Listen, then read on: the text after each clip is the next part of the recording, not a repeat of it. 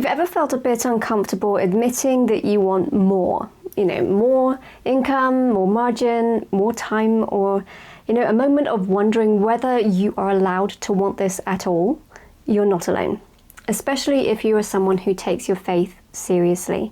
Now, I remember wrestling with this myself, particularly when I chose to build a business rather than just get a regular job, which, to be fair, it made some sense on paper, but that wasn't really what would work for me. It wasn't quite that simple. I had a variable health condition at the time, which made work outside the home genuinely challenging. Plus, I wanted to stay home with my son when he was born and later to home educate him.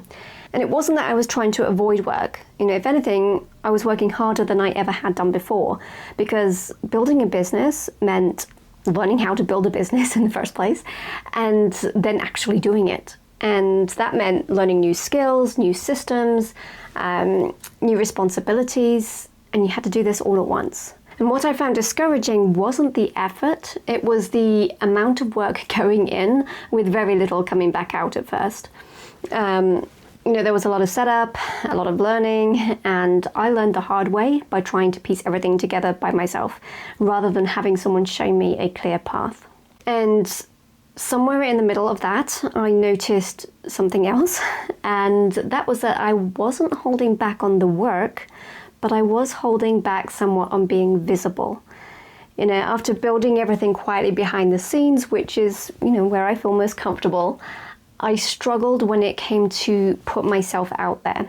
Not because I didn't care, or not because I doubted the quality of my work, but, I wasn't quite sure what it meant to be responsible for something that might actually work. So the tension wasn't really about money for me. It was, I guess, about responsibility. But then I remembered something.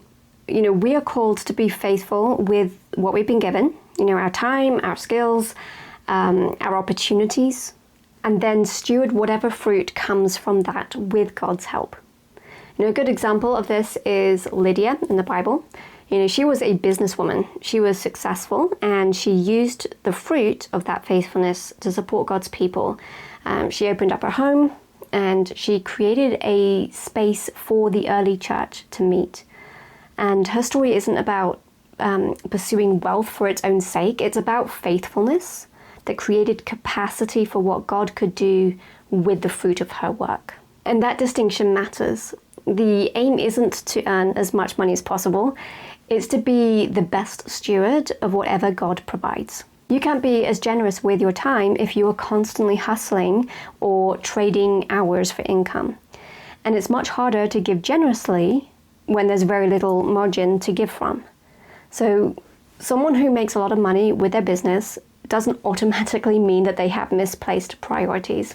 Often it simply means greater responsibility to try to steward that provision well, whether that's their income or their time or anything else. And that person has worked hard to make it happen with God's help. Now, if you know yourself well enough to think that, I might struggle with being wise if I had more money or time, then that doesn't mean that you should shrink back and not do anything. It just means that you are actually wise enough to put protective structures in place early.